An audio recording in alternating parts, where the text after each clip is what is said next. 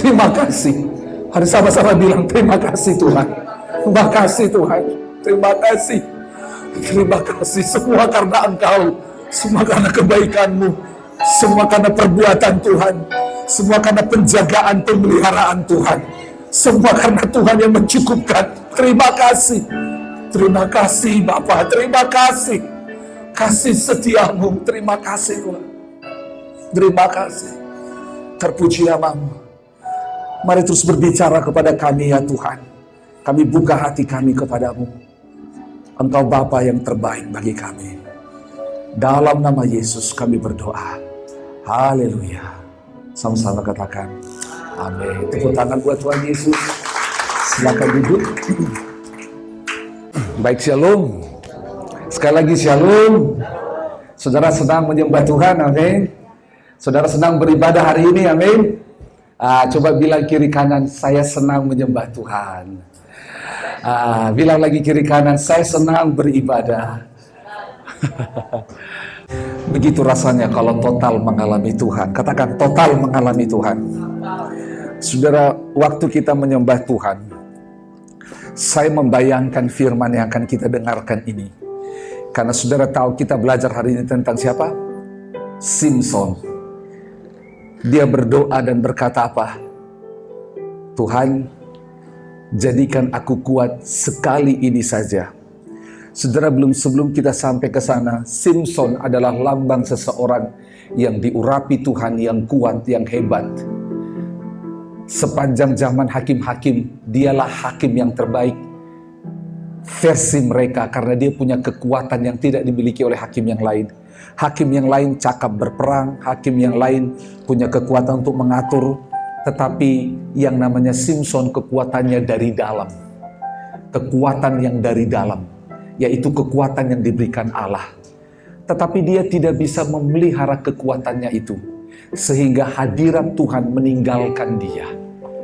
Dan saudara, waktu kita menyembah Tuhan, saya membayangkan bila hadirat Tuhan meninggalkan hidup kita, Roh Allah tetap ada dalam kita, tetapi hadiratnya meninggalkan kita. Apa bedanya? Sama seperti sebuah rumah tangga pasangan suami istri. Tidak bercerai, suami istri, tetapi tidak ada romantisme. Tidak ada komunikasi, tidak ada keterbukaan, tidak ada kerjasama.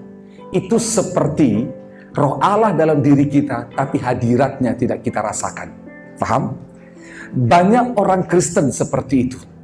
Terima Yesus sebagai Tuhan dan Juru Selamat. Yesus bertahta dalam hidupnya, tapi dia nggak ngalami hadirat Tuhan. It's not really Christianity. Itu bukan kekristenan yang sesungguhnya. Karena sejatinya ketika Allah menciptakan manusia Adam dan Hawa, ketika Allah menciptakan Adam, lalu dari Adam dibentuklah Hawa, dan dikatakan di sana, hari lepas hari mereka berjalan bersama dengan Allah. Itu maksudnya hadirat Allah, mengalami Allah. Saudara, saya juga Kristen sejak lahir, tetapi saya tidak mengalami Allah sejak lahir. Itu bedanya. Nangkap ya? Nah, Simson ini, pengurapan Tuhan ada dalam dirinya. Buktinya, waktu dia berdosa, tetap kekuatan masih ada dalam dirinya, betul? Dia berdosa, kita baca kemarin Hakim-Hakim 13 sampai 14. Dari lahirnya Simson sampai perkawinannya Simson yang pertama dan teka-tekinya. Dia sudah berdosa, tetapi tetap kekuatan Allah ada dalam dirinya. Saudara dengar baik-baik. Karena Allah, konsentrasi bukan soal kekuatan, tapi konsentrasi Allah ada hubungan kita dengan Dia. Kalau Allah konsentrasinya adalah kekuatan, maka Dia tidak akan memanggil saudara dengan sebutan anak. Allah konsentrasinya adalah hubungan, maka Dia memanggil kita anak. Kalau konsentrasi Allah adalah kekuatan, mungkin Dia akan memanggil saudara bukan anak, tetapi apa? Panglima lah, pasukan lah, tentara lah, tentara Allah. Keren memang itu semuanya. Tetapi itu berbicara tentang apa yang kita bisa lakukan. Beda dengan anak. Anak adalah tanda kutip takdir. Keren ya. Makanya Firman Tuhan berkata, susah payah tidak menjadikan kita kaya. Loh, jadi apa yang membuat kita kaya? Takdir kita diberkati Tuhan. Amin. Jadi kalau saudara mengalami berkat, jangan sombong, karena memang takdir saudara diberkati. Makanya kita nggak perlu bersusah payah untuk itu. Lakukan saja apa yang kita lakukan, karena Tuhan yang membuatnya. Susah payahmu tidak menambahkan. Yang kita lakukan adalah hidup benar di hadapan Tuhan. Bukan berarti kita nggak kerja, bukan berarti kita nggak sekolah, bukan berarti kita malas. No, tetap lakukan semuanya. Tetapi Tuhanlah yang membuka pintu berkat. Sekolah juga demikian. Engkau mau sekolah berhasil, mau kuliah berhasil, mau kerja berhasil. Bukan berarti kita malas-malasan, terlambat, tidak kerjakan tugas. Lakukan semuanya dengan baik. Tetapi dengar baik-baik, ketika kita semua lakukan itu, pengangkatan itu dari Tuhan. Amin. Pintu berkat Tuhan yang bisa buka. Saudara, kita hari ini mau bahas tentang firman Tuhan, kelanjutan daripada kitab Hakim-Hakim ini. Pasti ada sesuatu yang menggelitik hati saudara. Sewaktu kita baca kemarin di Hakim-Hakim pasal yang ke-14, dikatakan ayat 4, coba lihat. Hakim-Hakim 14 ayat 4, mungkin itu menggelitik hati saudara. Lihat apa yang terjadi, dikatakan Hakim-Hakim 14 ayat 4. Tetapi ayahnya dan ibunya tidak tahu bahwa hal itu daripada Tuhan asalnya. Kok bisa ya? Kan dikatakan bahwa dia pulang, dia mau menikah dengan gadis Filistin, dan itu membuat kekacauan.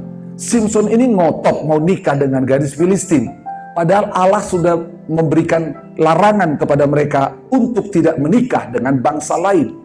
Tetapi dia ngotot. Ayat 4 itu dikatakan Hakim-Hakim 14 ayat 4. Tetapi ayahnya dan ibunya tidak tahu bahwa hal itu daripada Tuhan asalnya. Sebab memang Simpson harus mencari gara-gara terhadap orang Filistin. Karena pada masa itu orang Filistin menguasai orang Israel. Loh, kok dari Tuhan sih? Kok dari Tuhan? Kok bisa sesuatu yang jahat dari Tuhan? Saudara, cara berpikirnya jangan seperti itu. Tujuannya dari Tuhan, yaitu apa?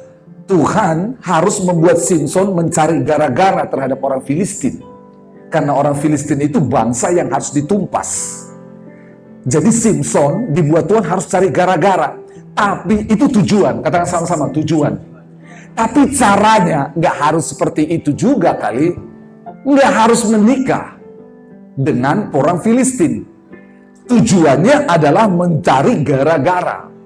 Sama, Abraham menerima janji daripada Allah di kitab Kejadian pasal 12 ayat 2 dan 3. Aku akan memberkatimu, dan olehmu semua kaum di muka bumi akan mendapat berkat. Oleh keturunanmu semua kaum akan mendapat berkat.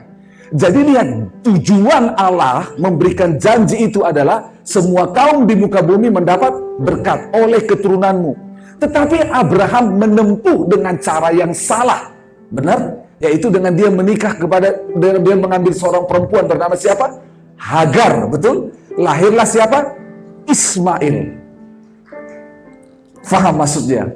Kadang-kadang kita nangkap tujuan Tuhan, tapi cara kita untuk sampai ke sana salah.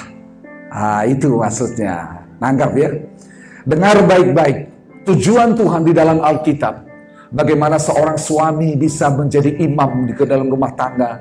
Bagaimana keluarga, istri bisa menjadi penopang bagi suami. Bagaimana anak-anak bisa menjadi diberkati. Anak-anak menjadi, keluarga menjadi saluran berkat. Keluarga menjadi gambaran kerajaan Allah. Keluarga membawa Injil kepada keluarga-keluarga yang lain. Tujuan Tuhan seperti itu.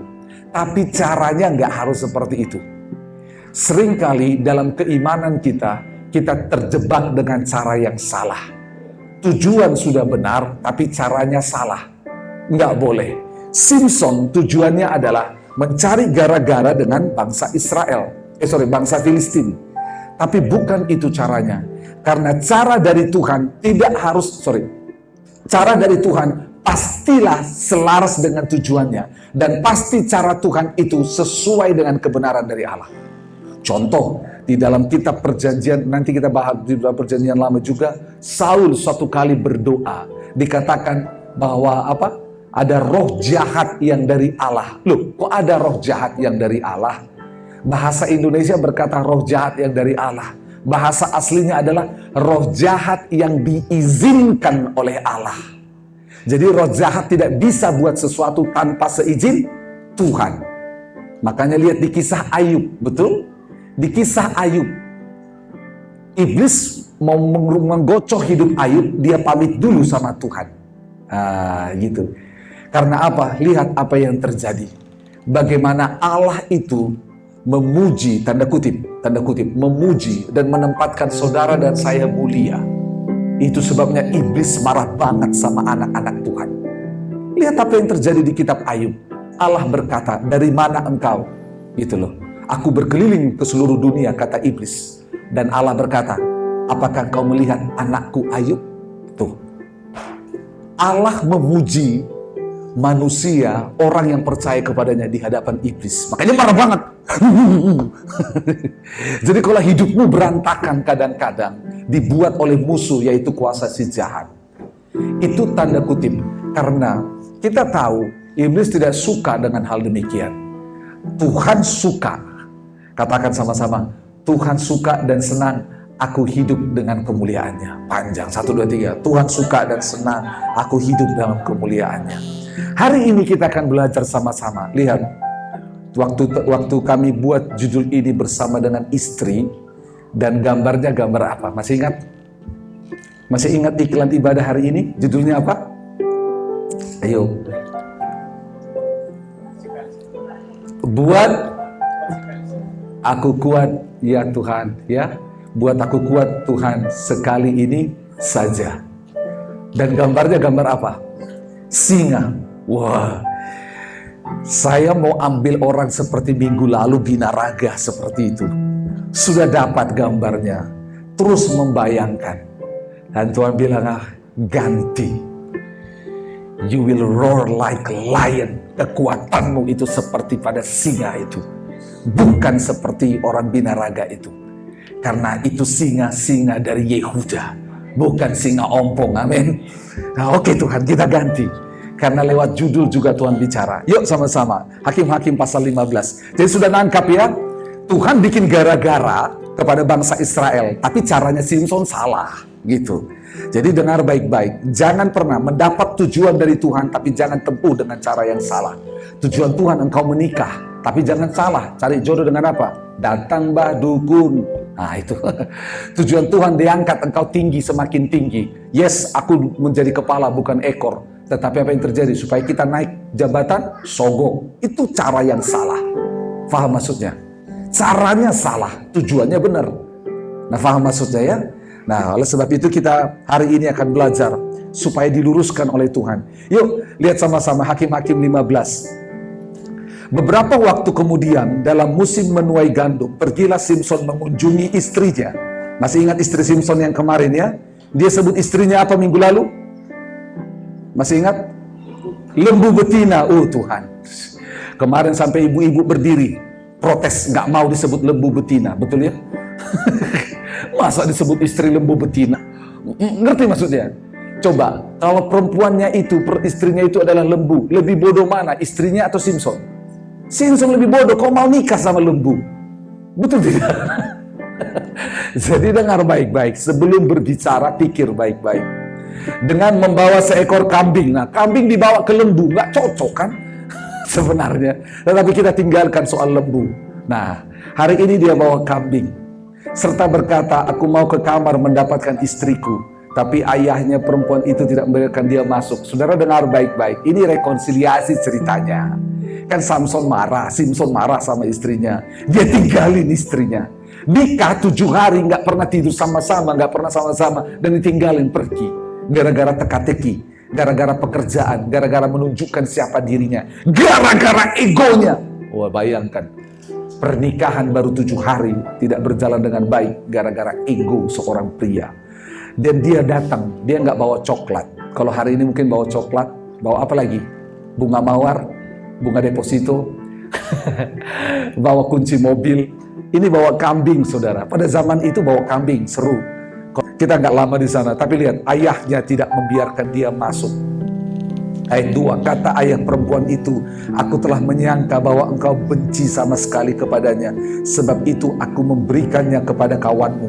Bukankah adiknya lebih baik lebih cantik daripadanya? Baiklah kau ambil itu bagimu sebagai gantinya. Saudara dengar baik-baik, kebencian Simson itu sampai terasa dilihat orang lain. Ngerti maksudnya? Amarah Simson, kebencian dia sampai bisa dilihat oleh orang lain. Kadang-kadang kita harus berhati-hati seperti ini. Ketika saudara marah, jangan amarahmu itu menjadi sebuah kebencian yang membuat orang lain kasih label, kasih cap, tukang marah. Tukang marah. Jadi Simson itu, mertuanya bilang, langsung dicap. Saudara pernah gak dicap sama mertua? Yang sudah menikah, ini dicap sama mertuanya, pemarah, benci sama anakku. Daripada anakku sendiri saya kasih aja sama orang lain. Saudara, ini pun orang tua yang tidak benar. Itu bangsa Filistin. Makanya Allah tidak mau orang Israel menikah dengan bangsa Filistin. Masa anaknya seperti seperti pakaian saja. Kamu gak suka ini? Gak suka anakku, sudah. Ada yang suka? Oh, kamu suka? Oh, silakan. Itu bukan pernikahan. Itulah. Ayat 3 waktu dikatakan, baiklah kau ambil bagimu sebagai gantinya. Lalu kata Simson kepadanya, sekali ini aku tidak bersalah terhadap orang Filistin. Apabila aku mendatangkan celaka kepada mereka, maka pergilah Simson, ditangkapnya 300 ekor anjing hutan, diambilnya obor, diikatnya ekor dengan ekor, dan ditaruhnya sebuah obor di antara tiap-tiap 2 ekor. Saudara, kita sebelum lanjut ini, lihat, Simson, kekuatannya yang hebat, hancur oleh perempuan. Yang pertama ini gadis di Timna, yang kedua adiknya dia nikahin lagi, dan nanti yang ketiga kita tahu siapa namanya, Delila. Simson, singkat cerita, kekuatan yang hebat dikalahkan oleh tipuan rayuan wanita. Saudara, dari sini kita belajar bersama, sehebat apapun kita tetap ada kelemahannya. Oleh sebab itu, urus kelemahanmu supaya tidak merusak hidup kita. Amin. Katakan, aku mau urus kelemahanku. Jangan bilang gini, Tuhan urus kelemahanku. Saudara, jangan serahkan itu sama Tuhan. Maaf, yes, kita serahkan sama Tuhan, tetapi kita berusaha. Ada orang yang minta, Tuhan yang urus. No, Tuhan hadir dalam hidupmu, dia sudah mati, dia berikan Roh Kudus, dia berikan firman. Bagian kita urusnya sekarang. Paham maksudnya? Contoh, seorang ibu lihat anaknya, sudah diajar anaknya cara bikin kue, sudah ditunjukkan caranya bikin kue, dan berhasil, enak, berulang-ulang. Yes, sudah. Dan kemudian orang tuanya berkata, sekarang kau buat kue sendiri. Ini bahannya, ini alatnya, ini resepnya. Faham? Itu artinya urus kelemahan kita. Tuhan kasih firman, Tuhan kasih Roh Kudus, Tuhan kasih saudara seiman. Kurang apa lagi? Yang kurang adalah tanggung jawab kita. Ini yang sering kurang. Tanggung jawab kita secara rohani seringkali kurang. Kita meletakkan tanggung jawab kepada orang lain. Ketika pernikahan tidak bahagia, kita salahkan orang tua. Kan ini pilihan papa, pilihan mama. Ketika studi tidak berhasil, kan aku nggak mau sekolah di sini. Kita seringkali lempar tanggung jawab. Oleh sebab itu kita belajar, jangan lempar tanggung jawab, tapi pikul tanggung jawab. Amin. Bilang kiri kanan, jangan lempar tanggung jawab, tapi pikul tanggung jawab. Keren ya. Yuk kita lanjut. Ini gara-garanya dia ikat itu anjing hutan. Ekornya diikat, lalu ditaruh namanya obor di tengah-tengah. Dilepaskan. Saudara dengar baik-baik. Mudah nggak nangkap anjing hutan? Nggak mudah. Saudara dengar baik-baik. Mana lebih mudah? Bunuh anjing hutan atau nangkap anjing hutan? Kalau bunuh anjing hutan mati, nangkap masih hidup, saudara. Udah diikat ekornya. Saudara lihat baik-baik. Saya pernah punya anjing. Dan saya tahu bagaimana susahnya menenangkan anjing, apalagi diikat. Dua ekor anjing, maaf, 2 ekor anjing maksudnya bukan hanya ekornya. Anjingnya dengan ekornya diikat satu. Saudara bayangkan susahnya ini. Tapi lihat, sesusah apapun itu, pengurapan Tuhan bagi Simson membuat dia bisa. Keren, katakan sama-sama keren. Pengurapan Tuhan membuat yang tidak bisa kau kerjakan atau yang tidak bisa dikerjakan manusia biasa, kau bisa kerjakan. Sekali lagi, pengurapan Tuhan membuat yang tidak bisa dilakukan manusia biasa, bisa kau lakukan. Saul seorang raja berperang dengan kekuatannya. Daud belum menjadi raja, tapi berperang dengan pengurapan Tuhan. Makanya Saul mengalahkan beribu-ribu, Daud mengalahkan berlaksa-laksa. Saul beribu-ribu, Daud puluhan ribu. Jadi lebih banyak karena pengurapan Tuhan. Itu sebabnya hadirat Tuhan identik dengan pengurapan Tuhan. Makanya Saul tidak menjadi raja karena hadirat Tuhan meninggalkan dia, pengurapan Tuhan meninggalkan dia. Oke, lanjut yuk. Kemudian dinyalakan api obor itu dan semua bla bla bla, kita nggak panjang di sini. Lalu akhirnya kita tahu sama-sama bangsa itu marah kepada mereka. Bangsa itu, bangsa Filistin bertanya, siapa yang bikin ini? Lihat di ayat yang ayat 6. Berkatalah orang Filistin, siapa yang melakukan ini? Orang menjawab, Simson, menantu orang Timna itu, sebab orang itu telah mengambil istri Simson dan memberikannya kepada kawannya. Kemudian pergilah orang Filistin ke sana dan membakar perempuan itu beserta ayahnya. Dengar baik-baik. Bukankah itu yang dikatakan kemarin di Hakim-Hakim pasal yang ke-14? Teman-temannya itu bilang begini, tanya sama Simson apa kelemahannya. Kalau nggak kau tanya, kami akan bakar engkau beserta dengan orang tuamu dan ayahmu. Benar? Diancam kemarin. Lihat, sekalipun yang namanya jawaban yang diminta oleh orang Filistin itu diberikan oleh istri Simson, tetap niat jahat mereka yang terpendam dibuat, tetap mereka dibunuh, dibakarnya.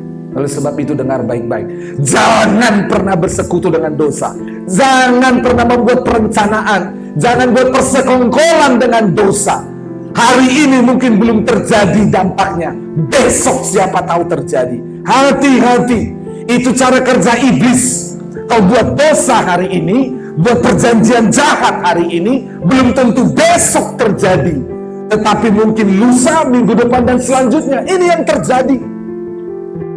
Karena Allah tidak pernah mau bersekutu dengan yang namanya pelanggaran, dosa, dan kejahatan. Itu sebabnya setiap yang melakukan itu dia tegur, dia bilang bertobat. Karena itu tidak melahirkan kebaikan. Dengar baik-baik. Ada orang bilang, ayam dipelihara bertelur, betul? Dosa dipelihara, setan yang datang, kehancuran yang datang, masalah yang datang. Benar? Nah, saudara sekali lagi dengar baik-baik. Ini kata-kata orang nih. Ayam dipelihara bertelur, dosa dipelihara, setan datang, masalah datang. Oleh sebab itu jangan pelihara itu. Yuk lanjut. Berkata Simson kepada mereka, kita lompat saja. Singkat cerita akhirnya apa? Bangsa itu marahlah, orang Filistin marah. Waktu orang Filistin itu marah, mereka datang ayat 9, lalu majulah orang Filistin berkemah di daerah Yehuda serta memencar ke Lehi. Berkatalah orang-orang ke Yehuda, mengapa kamu mau menyerang kami? Lalu jawab mereka, kami maju untuk mengikat Simson dan memperlakukan dia seperti dia memperlakukan kami. Mau balas dendam ceritanya mereka. 11, kemudian turunlah 3.000 orang dari suku Yehuda. Berapa ribu? 3.000 dari suku Yehuda. Suku Yehuda itu adalah bangsa Israel, musuhnya orang Filistin. Bangsa Israel, suku Yehuda sama seperti Simson yang adalah bangsa Israel. Jadi orang Yehuda dan Simson adalah satu bangsa. Fari datang, teman mereka, kawanua mereka. Tetapi apa yang terjadi dikatakan di sana, 3.000 orang suku Yehuda masuk ke gua di Gunung Batu Etam dan berkata kepada Simson, tidakkah kau ketahui bahwa orang Filistin berkuasa atas kita? Apakah juga yang telah kau perbuat terhadap kami? Tetapi jawabnya kepada mereka, seperti mereka memperlakukan aku, demikianlah aku memperlakukan mereka. 12, kata mereka kepadanya, kami datang ke sini untuk mengikat dan menyerahkan engkau ke dalam tangan orang Filistin. Tetapi jawab Simson kepada mereka, bersumpahlah kepadaku bahwa kamu sendiri tidak akan menyerang aku. Saudara dengar baik-baik, ini aneh. Filistin itu musuhnya bangsa Israel, dan bangsa itu harus ditumpas. Kenapa sampai suku Yehuda ini mau bersekongkol dengan Filistin, dan mereka akhirnya datang kepada Simson untuk tangkap dia. Dengar baik-baik, setelah kematian Gideon, 40 tahun bangsa itu di bawah penindasan bangsa Filistin. Dan Alkitab mencatat, inilah pertama kali bangsa Israel setelah Gideon mati, inilah pertama kali bangsa Israel berkumpul 3.000 orang. Dan mereka berkumpul 3.000 orang bukan mau lawan orang Filistin, tetapi mau menyerang satu bangsanya sendiri. Saudara dengar baik-baik. Ketika kita jauh dari Tuhan, maka saudara kita pun bisa jadi musuh. Angkat kepala saudara, lihat saya, dengar baik-baik. Dengar baik-baik. Kalau engkau jauh dari Tuhan, saudaramu bisa jadi musuh. Hati-hati. Kalau kau jauh dari Tuhan, pasanganmu pun bisa jadi musuh. Kalau kita dekat dengan Tuhan, maka kita akan menjauh dari dosa. Kita nggak akan sembunyi-sembunyi. Kenapa rumah tangga banyak hancur? Karena suami simpan sesuatu, istri simpan sesuatu. Di dalam Tuhan tidak ada simpan-simpan. Nggak ada. Dosa nggak dipelihara, nggak disimpan. Tangkap maksudnya saudara? Bahkan di sini, kita bisa layani Tuhan, tetapi hadirat Tuhan kita nggak rasakan. Kita sempat menjauh dari Tuhan. Teman satu pelayanan pun bisa jadi musuh kita. Lihat tiba-tiba, oh iya ya, padahal kami sama-sama bersaudara. Kok kami musuhan? Sebelum lanjut, keluarga besar kami sudah lahir baru, maaf, keluarga saya bersaudara. Saya ajar mereka terus untuk cinta Tuhan. Benar, apapun kerjamu, mau kamu berhasil berapapun gajimu dan semua predikat kehebatanmu, cinta Tuhan. Gitu loh. Saya tidak mau urus yang lain kecuali itu dalam hidup. Kalau engkau izinkan untuk aku urus keluargamu, kita urus keluargamu. Tetapi abang hanya mau satu hal, imanmu kepada Kristus kau harus bangun. Karena tanpa hubungan dengan Tuhan, keluarga ini bisa hancur. Lihat ini, suku Yehuda harusnya 3.000 orang ini berperang lawan Filistin. Harusnya 3.000 orang ini tambah Simson, kan Simson kekuatannya hebat, betul ya? Mereka perang sama-sama dong, betul kan? Ini enggak. Ditangkap Simsonnya dan diserahkan. Ayat 13, lalu kata mereka kepadanya, tidak, kami hanya mau mengikat engkau dan menyerahkan engkau ke dalam tangan mereka, tetapi membunuh engkau kami tidak mau. Tak mau mereka bunuh. Maka mereka mengikat dia dengan 2 tali baru dan membawa dia dari bukit batu itu. Mengapa mereka nggak mau bunuh? Karena bangsa Yehuda tahu Simson adalah nazir Tuhan. Bangsa Yehuda tahu bahwa pengurapan Tuhan ada pada Simson. Dan bangsa Israel tahu tidak boleh menyentuh hamba yang diurapi Tuhan. Ingat apa yang terjadi ketika Saul diurapi untuk menjadi raja. Waktu ada mengejar Daud dan dia membunuh Daud di sebuah gua, Raja Saul sedang tanda kutip buang air, dan di situ kesempatan untuk tombak yang dipegang oleh Daud ini bisa membunuh yang namanya Saul. Tetapi apa yang terjadi ketika perwira-perwiranya Daud berkata, Daud, ini kesempatan, bunuh itu Raja Saul. Daud bilang apa? Dijauhkanlah daripadaku membunuh orang yang diurapi Tuhan. Nggak boleh. Saudara, itu hukum Taurat bagi mereka.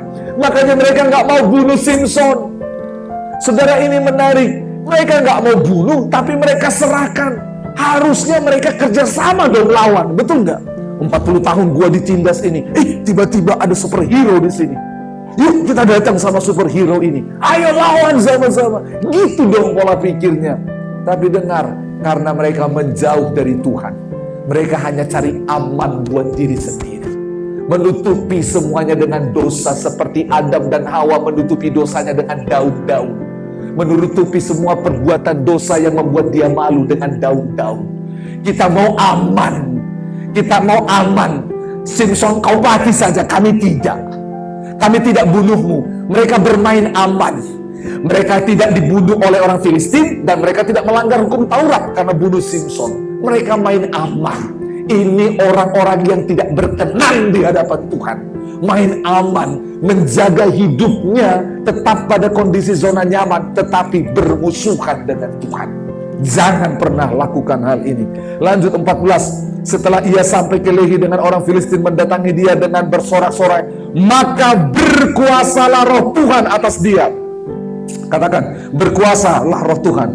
Berkuasa roh Tuhan. Lihat, dia nazir Allah. Berkuasa roh Tuhan. Suku Yehuda tahu bahwa mereka nggak bisa bunuh Simson. 3.000 orang nggak akan bisa. Karena apa? Sejarah sudah membuktikan orang yang diurapi Tuhan bisa mengalahkan ribuan orang. Suku Yehuda tahu. Makanya mereka nggak mau bunuh. Akhirnya berkuasa roh Tuhan ini dikatakan atas dia, dan tali-tali tangannya menjadi seperti batang rami yang telah habis dimakan api, dan segala pengikatnya hancur tanggal dari tangannya. Dengar baik-baik. Itu sebabnya di gereja ini saudara didorong untuk beriman kepada Tuhan. Karena ketika roh Tuhan berkuasa atasmu, ikatan apapun tidak bisa membelenggu engkau. Katakan amin. Nggak bisa. Ini fakta. Tapi kenapa suamiku belum berubah? Kenapa istriku belum berubah? Kenapa anakku belum berubah? Kenapa tetanggaku belum berubah? Jawabannya dengar baik-baik. Cek.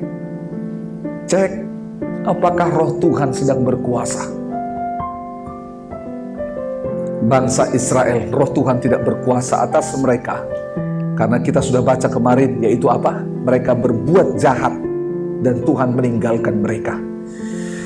Lanjut, 15, kemudian ia menemui sebuah tulang kerahan keledai yang masih baru. Diulurkannya tangannya, dipungutnya dan dipukulnya mati 1.000 orang dengan tulang itu. Berkatalah Simson, dengan rahan keledai, bangsa keledai itu kuajar. Wah, dengan rahan keledai, dia menyebut Filistin itu bangsa keledai karena liar, ya. Dengan rahan keledai 1.000 orang kupukul. Lihat, saudara lihat, dengan satu rahan keledai 1.000 orang dipukul. 1.000 orang ini bukan orang biasa, tapi pasukan orang Filistin. Itu sebabnya sangat aneh pikiran saya, kenapa orang Yehuda tidak bersekutu dengan dia lawan ini orang Filistin. 17, setelah berkata demikian, dilemparnya tulang rahang itu dari tangannya. Kemudian dinamailah tempat itu Ramat Lehi. Ketika ia sedang haus, berserulah ia kepada Tuhan. Ini, oleh tangan hambamu ini telah kau berikan kemenangan yang besar itu. Masakan sekarang aku makan mati kehausan dan jatuh ke dalam tangan orang-orang yang tak bersunat itu? 19, kemudian Allah membelah liang batu yang di Lehi itu, dan keluarlah air dari situ. Ia minum, lalu menjadi kuat dan segar kembali. Sebab itu dinamailah mata air itu mata air penyeru, yang sampai sekarang masih ada di Lehi. Saudara dengar baik-baik. Bagian terakhir di sini dikatakan bagaimana Simson berdoa kepada Tuhan. Tuhan, oleh tanganmu. Doanya nggak keren. Coba munculkan dulu di ayat 18. Boleh Sandi munculkan. Di ayat 18 dikatakan di sini, doa ini menurut saya doa yang nggak sopan dan tanda kutip tidak mengenal dirinya, tidak mengenal Tuhan. Lihat, dia begitu sombongnya berdoa.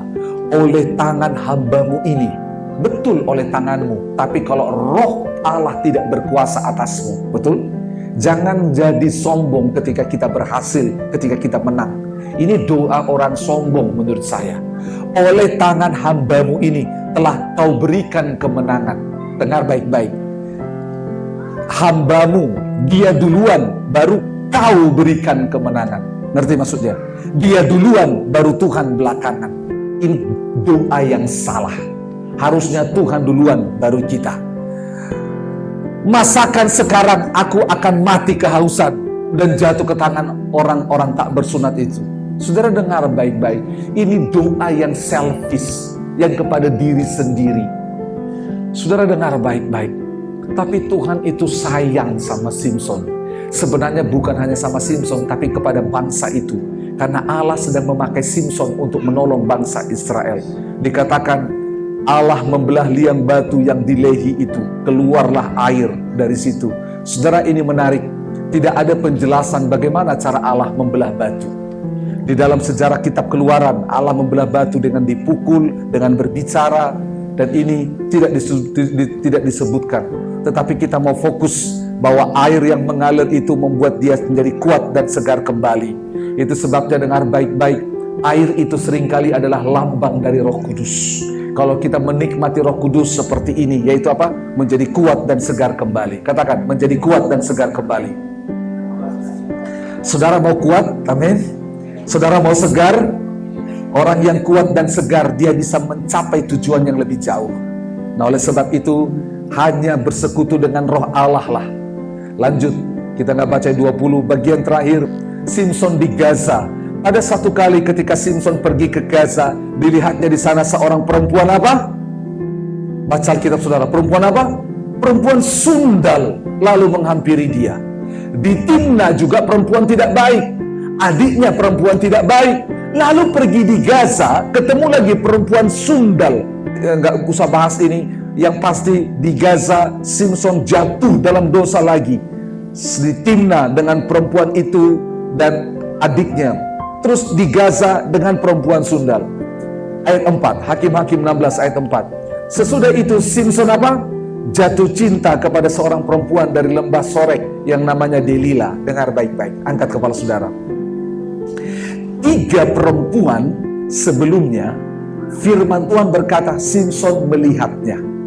Oke, Simson melihat dan dia suka. Tetapi Delila di sini dikatakan firman Tuhan dia jatuh cinta. Jadi ketika Simson perempuan pertama dan ketiga hanya dirangsang oleh penglihatannya. Tetapi Delila itu mulai dari dalam hatinya. Memang lucu bahasa Indonesia, jatuh cinta. Gimana itu ya jatuh cinta ya? Jatuh cinta. Saya masih mencari kenapa Indonesia membuat jatuh cinta. Memang dalam bahasa Inggris fall in love, jatuh cinta. Memang sulit bahasa ini, kiasan ini. Tetapi kita lihat, hati-hati dengan yang kau cintai. Katakan hati-hati dengan yang kau cintai. Hati-hati. Entahkah cinta pada pasangan, tentang anak, cinta tentang pekerjaan, cinta tentang pelayanan, hati-hati.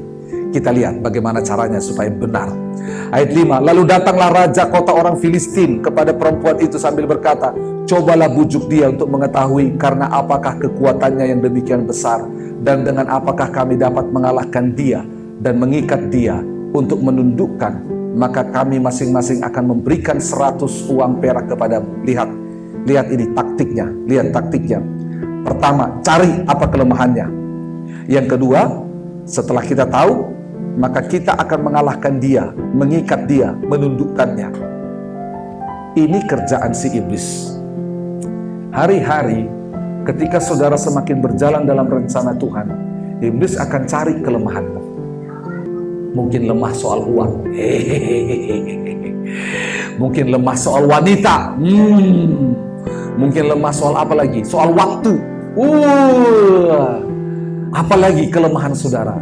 Ini yang dibuat. Dicari kelemahannya supaya apa? Bisa diikat, ditundukkan dan dikalahkan. Iblis tidak mau kita menjadi orang yang menang. Dia pakai orang di sekeliling kita. Hati-hati. Makanya hati-hati dengan yang kau cintai. Yang kita cintai pun bisa menjadi sesuatu yang membuat kita lemah. Ya, sesuatu yang membuat kita lemah. Hati-hati. Saudara dengar baik-baik, iblis akan cari semua kelemahan kita. Itu sebabnya urus kelemahanmu. Serahkan pada Tuhan dan berjaga-jaga dalam kelemahan itu. Istri saya bilang, papa sudah menang. Jangan bangga dengan kelemahan itu. Yes mama, papa sudah menang. Katakan, aku sudah menang. Apa kelemahanmu? Apa kelemahanmu? Karena dengar baik-baik, satu kali semakin intens kau di dalam Tuhan, kelemahan itu akan semakin dicari oleh iblis. Dia akan korek-korek. Dia pakai orang di sekelilingmu. Istrinya dia pakai. Oleh sebab itu, suami istri sama-sama. Kalau kau tahu kelemahan suamimu, jangan jadi orang yang menghancurkan dia dengan kelemahannya, tetapi tolong dia supaya menang dengan kelemahan itu. Amin. Suami istri, kita punya kelemahan masing-masing, hanya beda tingkatan aja. Betul? Suami istri kita punya kelemahan masing-masing, hanya beda tingkatan aja. Mungkin suami lemah banget, istri sedikit lemah, atau sebaliknya. Benar ini saudara, kita punya kelemahan masing-masing. Oleh sebab itu jangan judging, jangan menjatuhkan. Kita lanjut firman Tuhan. Lalu berkatalah Delila kepada Simson, ceritakanlah kepadaku, apakah kekuatanmu demikian besar, dengan apa engkau harus diikat dan ditundukkan.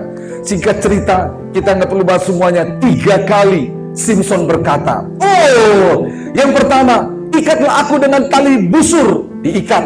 Nggak bisa. Ikatlah aku dengan tali rami yang baru.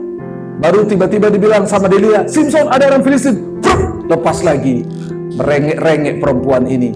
Kau tidak cinta pada aku, kau sembunyikan rahasia. Simson bilang apa? Ikatlah rambutku. Nah gitu loh. Dan lantakkanlah, begitu ya. Diikat. Nah tiba-tiba Simson, ada orang Filistin datang. Dia bangun. Dan perempuan itu menangis. Ayat 15.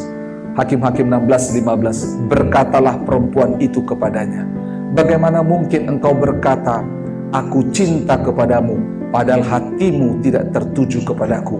Sekarang telah 3 kali engkau mempermain-mainkan aku dan tidak mau menceritakan kepadaku, karena apakah kekuatanmu yang besar? Lihat, Simson ini kekuatannya besar dan kelemahannya perempuan. Di Timnah, perempuan itu juga merengek-rengek selama 7 hari. Delila juga, ayat 16. Lalu setelah perempuan itu berhari-hari merengek-rengek kepadanya. Ini nggak ditulis, kalau yang kemarin 7 hari. Berhari-hari merengek-rengek kepadanya dan terus mendesak-desak dengan dia. Ia tidak dapat lagi apa? Menahan hati. Baca sama-sama. Sehingga apa? Ia mau mati rasanya. Dengar baik-baik. Dengar baik-baik. Satu-satunya ayat di mana Simson berkata mau mati rasanya, yaitu di sini. Lawan 3.000 orang, lawan 1.000 orang, dia nggak pernah mau mati. Tapi dengar perempuan merengek-rengek, dia mau mati, saudara. Jadi mana lebih hebat, pasukan itu atau Delila? Saudara dengar baik-baik. Nggak ada laki-laki yang tahan dengan perempuan merengek-rengek. Nggak ada. Dan kalau ada, saya salut. Saya salut. Tetapi sebagai perempuan, jangan pakai ini senjata. Supaya saudara, aduh terima kasih ibadah hari ini memberikan jawaban. Supaya suami bisa takluk. Cara menaklukkan suami dalam ibadah GKKD, yaitu dengan cara apa? Merengek-rengek berhari-hari. Dan apa? Terus mendesak-desak dia. Jangan salah tangkap ya. Hei para istri, jangan salah tangkap. Ya, jangan salah tangkap. Dan para suami ketika istrimu merengek lagi. Jangan. Delila, jangan. Jangan tambah nama istrimu Delila. Kemarin sudah bilang istrinya lembu, sekarang Delila. Wah, nggak boleh.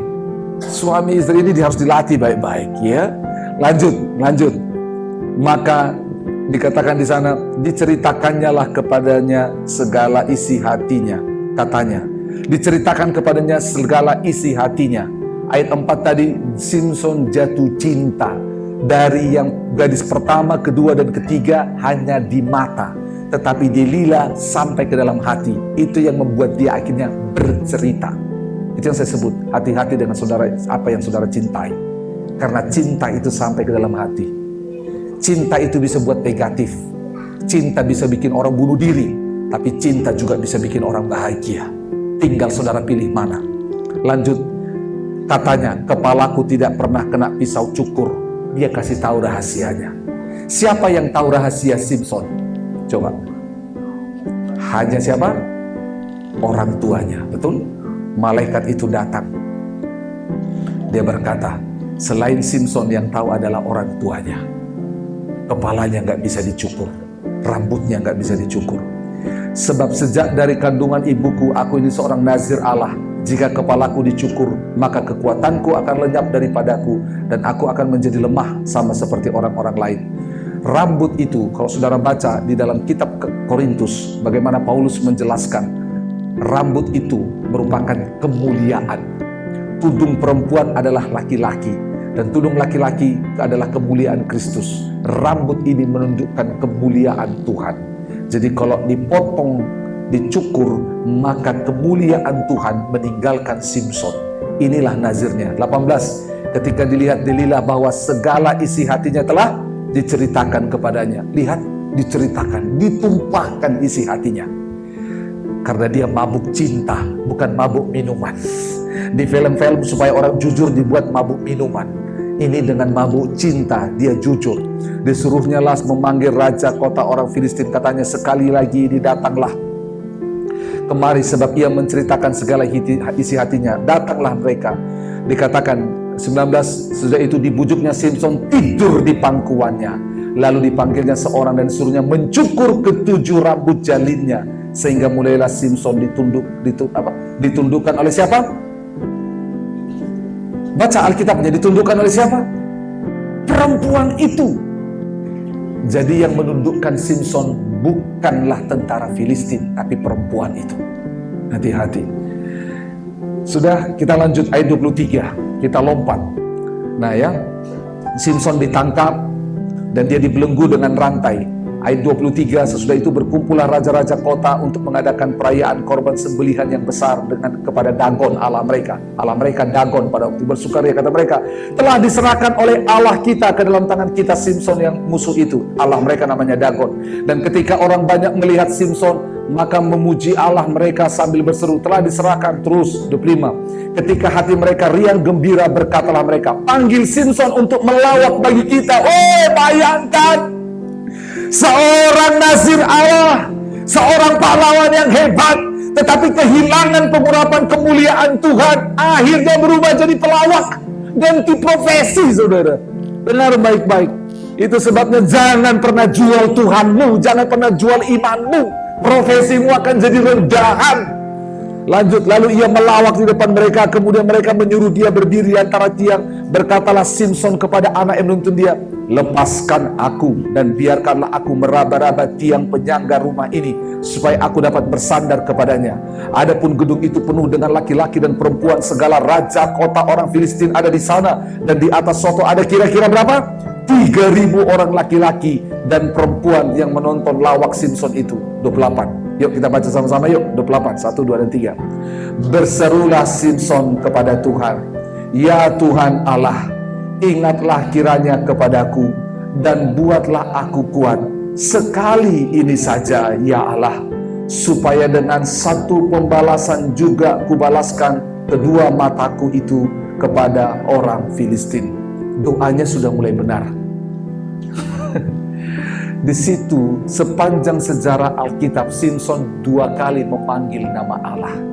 Tetapi yang pertama dia memanggil nama Allah untuk dirinya sendiri. Yang kedua dia memanggil nama Allah karena dia sudah sadar siapa dirinya. Ketika rambutnya dicukur, matanya dibutakan, dia sadar, dia panggil Allah. Dia berkata, sekali ini saja. Saudara dengar baik-baik. Singkat cerita, kalau kita baca, rambutnya sudah tumbuh, dia akhirnya mengalahkan bangsa itu. Dia mendorong tiang itu rubuh, dan akhirnya kita baca dulu lah, saya jelaskan supaya langsung kita tutup. Ya, oke, 29. Kemudian Simson merangkul kedua tiang yang paling tengah penyangga rumah itu, lalu bertopang kepadanya, kepada tiang yang satu dengan tangan kanannya dan tiang yang lain pada kirinya. Berkatalah Simson, biarlah kiranya aku mati bersama-sama apa? Orang Filistin ini. Lalu membungkuk ia sekuat-kuatnya, maka apa? Rubuhlah rumah itu menimpa raja-raja kota orang itu dan seluruh orang banyak yang ada di dalamnya. Yang mati dibunuhnya pada waktu matinya itu lebih banyak daripada yang dibunuhnya pada waktu hidupnya. Nah, jadi ini rekor dia. Waktu dia mati, musuh terbanyak dihancurkan. Saudara, kita mau kembali ke ayat 28 tadi. Ya Tuhan Allah, ingatlah kiranya kepadaku. Saudara dengar baik-baik. Simson ketika dia dibelenggu, kalau saudara baca di Hakim-Hakim 16 ayat 20-21, Simson itu dibutakan matanya dan dia menjadi diikatkan beban dan dia menggiling. Kalau saudara lihat di sana diikatkan ke batu kilangan gitu ya, untuk menggiling gandum yang ada di sana. Pekerjaannya di penjara itu menggiling. Itu yang dikatakan di Hakim-Hakim 16 ayat 21. Saudara dengar baik-baik, sewaktu di penggilingan itu Simson mulai teringat kepada Tuhan. Dan keluarlah doa ini, ya Tuhan Allah, ingatlah kiranya kepadaku. Sampai rambutnya tumbuh, Simson terus meratap dan mencari Tuhan. Tuhan, ingat padaku Tuhan. Simson menyesali dosanya. Aku nazir Allah, tapi main-main dengan perempuan yang adalah kelemahanku. Aku tidak menjaga kekudusan Tuhan. Aku tidak menghormati Tuhan dengan menggunakan kekuatanku. Dan berkata, ingatlah kiranya kepadaku. Ingat kepadaku Tuhan, ingat. Simpson sadar betul, tanpa Tuhan dia tidak bisa. Saudara dengar baik-baik.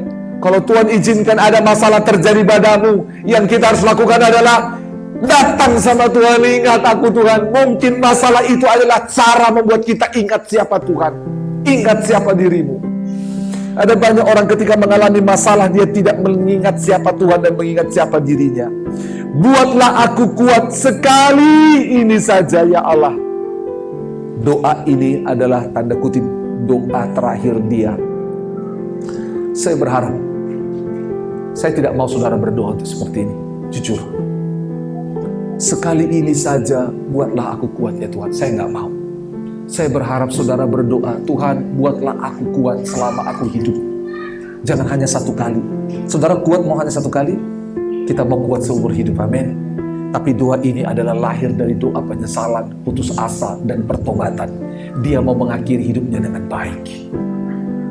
Ya, saya tidak mau, ini adalah kesempatan terakhir buat Simpson. Dengar, saya nggak mau nakut-nakutin saudara. Kadang-kadang kesempatan kita untuk bertobat itu menjadi kesempatan terakhir. Oleh sebab itu, bertobat memang. Jangan sampai itu bertepas kesempatan terakhir dan kita selesai. Doa ini menjadi pengingat buat kita, supaya kita ketika diberi kesempatan kita gunakan kembali dengan baik. Amin. Saya bersyukur kiranya kita menjadi orang-orang yang bisa mengelola kekuatan Tuhan dalam hidup kita. Amin. Katakan sama-sama, mengelola kekuatan Tuhan. Amin. Kita berdoa. Terima kasih untuk firman. Jelas bagi kami Tuhan, bahwa tanpa Tuhan kami tidak bisa berbuat apapun. Tanpa Tuhan kami akan gagal, kami akan jatuh, kami akan kalah. Oleh sebab itu, biar prinsip firman Tuhan ini menolong kami, sehingga muncul umat Tuhan dengan kekuatan Allah di dalam nama Yesus. Kami bersyukur ketika Yesus ada di bumi ini, dia dicobai dengan banyak hal. Dan dikatakan firman Tuhan, Yesus dicobai namun ia tidak berdosa. Ada banyak pencobaan yang kami hadapi di bumi ini. Tolonglah kami untuk tidak berdosa, untuk tidak jatuh. Terima kasih untuk firman-Mu. Sama-sama katakan terima kasih untuk firman-Mu. Terima kasih. Ambil waktu ini sebentar. Ingat firman Tuhan. Dan doakan firman Tuhan itu bagimu. Dari banyak prinsip yang disampaikan hari ini. Ambil firman Tuhan itu. Katakan ini firman untukku. Ini firman untukku. Tuhan, ini firman untukku. Aku berdoa